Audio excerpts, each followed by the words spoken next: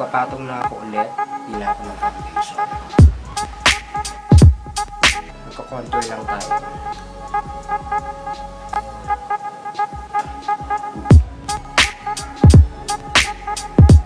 Hey everyone! Welcome back to my channel and thank you guys so much for watching, and you are now watching our episode 2 of our drug mug makeup series. So in this tutorial, kung nakikita na nyo naman, I know my eyes is very crazy right now kasi we're going to transform another drag makeup inspired, but I'm gonna do my own version. Okay, tama-tama, meron tayong bagong palette.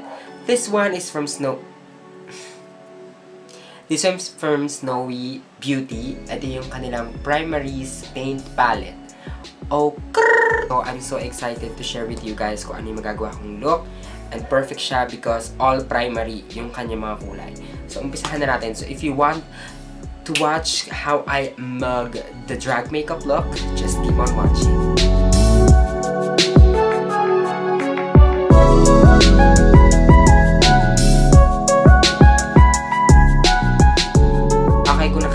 Nyo yung ating first episode ng ating drag mug makeup is nakikita nyo kung paano ako do my face. Ayan. Serving face sa inyo. Flawless. Ganon. So today, gagawin natin yung ating eyes. So meron akong contour, concealer. Nakapag-set up na ako. So mag-straightforward na tayo sa ating eyes. Okay, so first eyeshadow na kukunin natin dito sa ating Snowy na Primaries palette is itong red color right here. Dito sa drag makeup na to, hindi ako magta-transition or whatsoever dahil gusto ko straight na tayo sa colorful na eyes. Okay, kaya kung kinuha yung red, ilalagay natin siya dito sa inner part ng eyes. Okay, so makikita nyo, half lang inilagay natin yung inner part lang. Diyan natin ilalagay yung red na eyeshadow.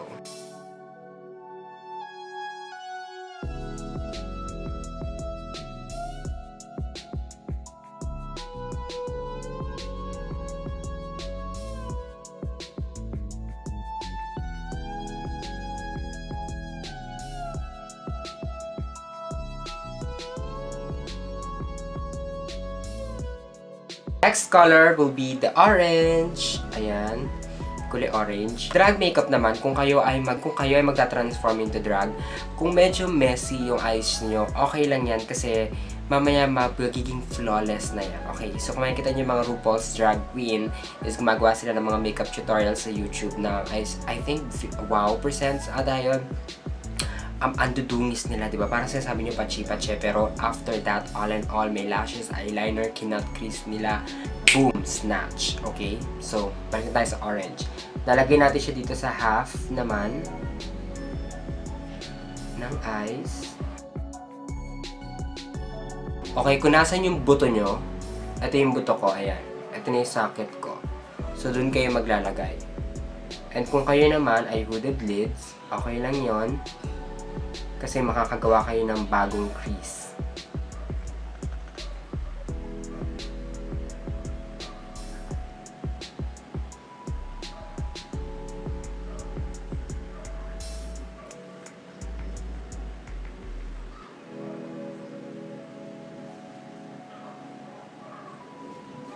The third color is my favorite color, yung dilaws.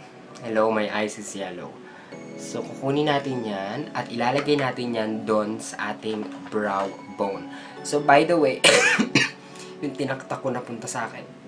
By the way, guys, kung kayo pala gagamit itong palette na to, this one is super pigmented. So, after mo siyang gamitin, you need to tap off all the excess. Like that. Kasi may mga powder na sumasama. Then, ilalagay mo lang siya sa brow bone.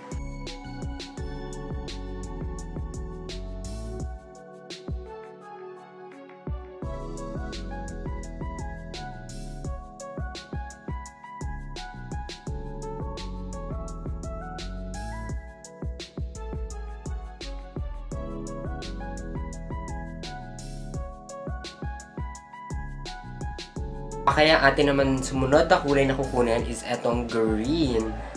This one is really pigmented. So, dahan-dahan lang siya mga beshi. Ilalagay nyo na siya dito sa ating outer corner ng eyes.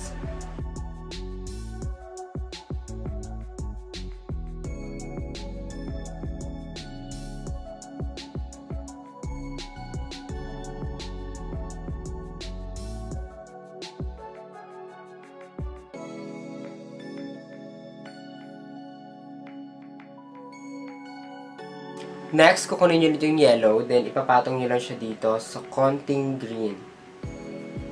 Okay? Para magkaroon naman siya ng yellow-green na kulay. Then, babalik tayo sa mga kulay na una natin ginamit para mag-blend tayo ng kulay. Like orange. Tapos, blend nyo na siya dun sa yellow. And also sa green. Next color naman na kukunin natin is itong blue. Kumuha lang kayo ng maliit na brush like this. Kasi ika-cut natin yung crease natin.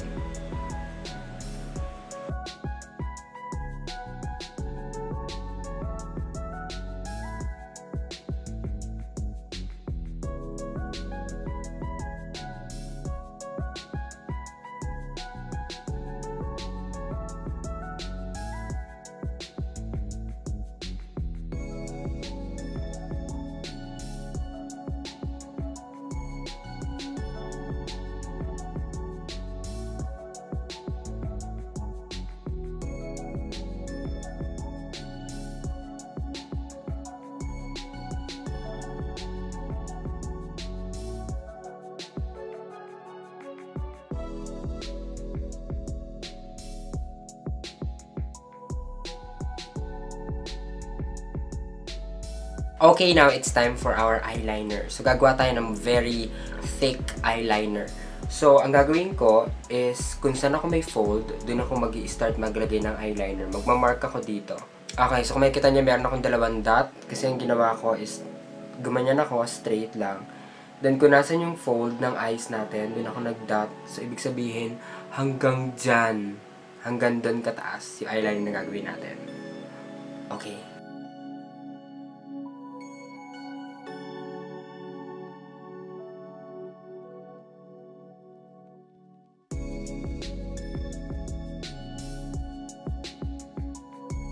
So, ganyang kakapal yung eyeliner natin, besh. Pero, para hindi tayo sayang sa liquid, gagamit tayo ng gel liner. Ginamit ko yung gel liner is yung Snowy na Eye Boop gel liner.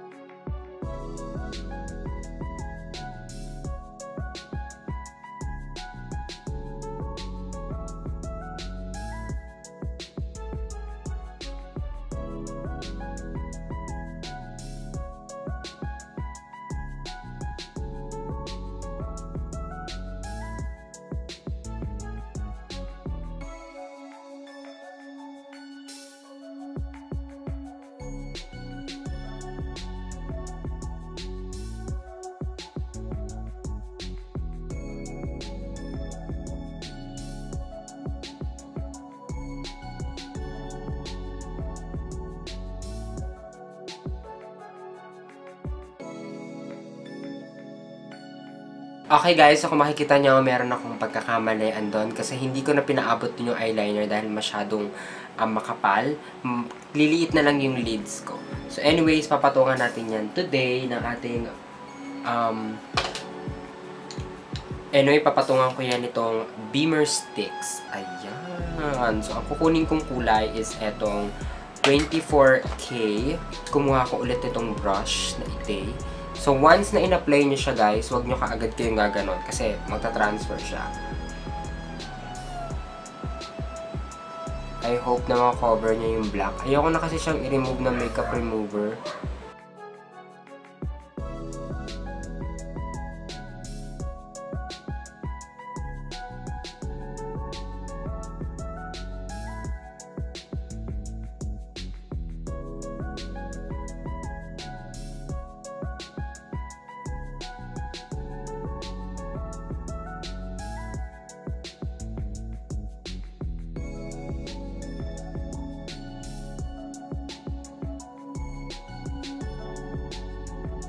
kukuha tayo ng glitter palette. Ayan. This one is from missbell.ph on Instagram. Kukunin natin itong dark, deep purple or blue using our finger lang. Then, we're going to pat this dito sa ating eyeliner. Ayan.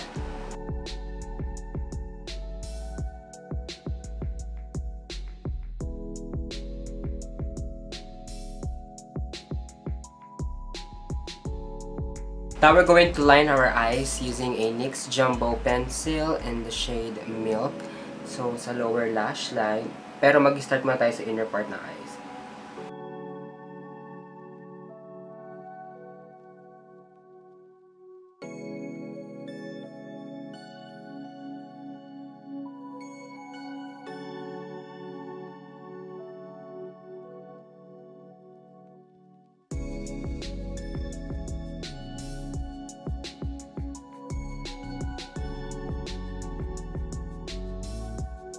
Okay na, pupunta naman tayo sa ating lower lash line. I'm going to use again the red color dito sa primaries.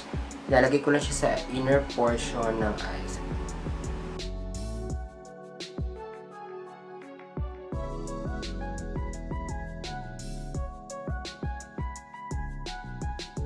Next, kukunin natin yung orange.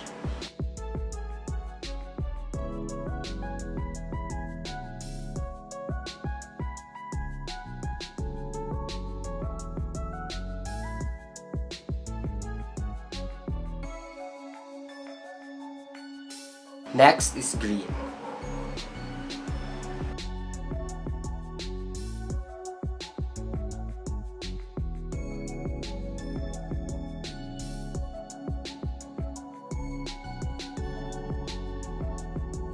Tapos kukunin naman natin yung yellow.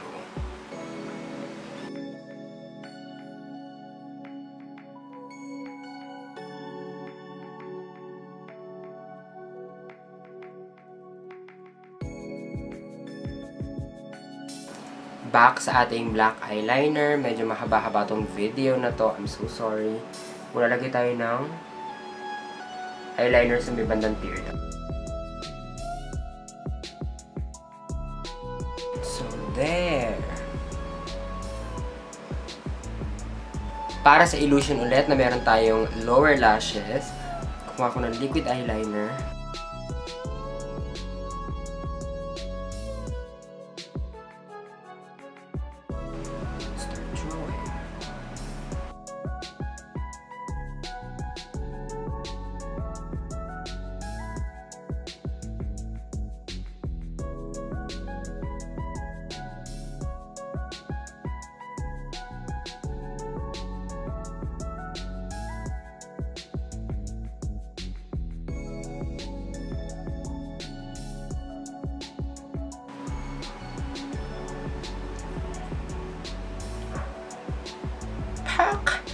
Okay, for our blush, I'm going to use the Vice Cosmetics Hour Blush in the shade Manika. Kaya gusto ko itong kulay na to kasi my eyes is really colorful. So, mas maganda kung meron touch ng pink.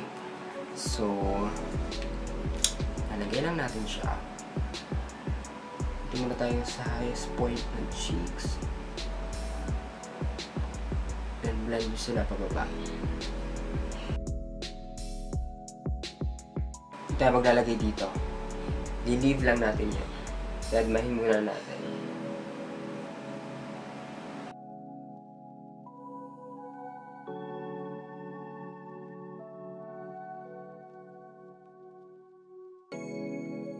For my highlighter, I'm going to use the Sleek Makeup. This is the Solstice. So, I'm gonna get the purple shade. Ah, blinding.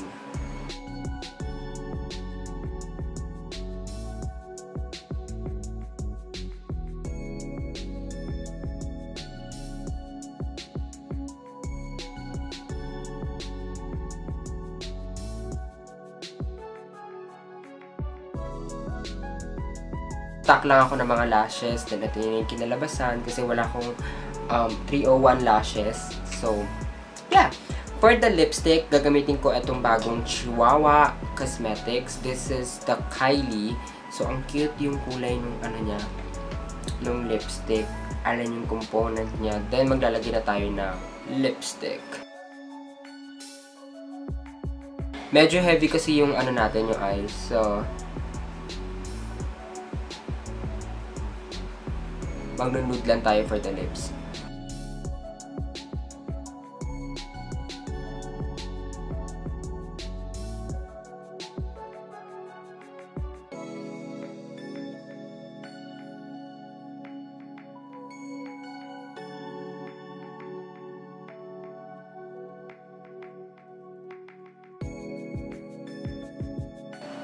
Tapos, paglalagay lang ako ng konting shimmer sa ibabaw.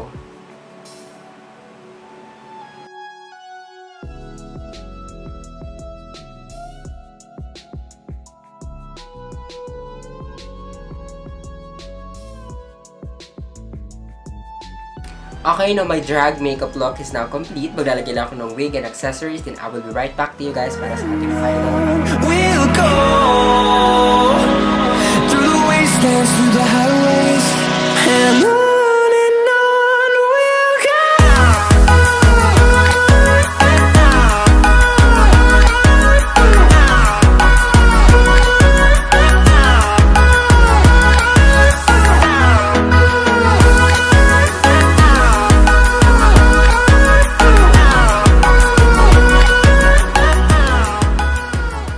So, this is my final look. Ayan. Thank you so much. Ayan.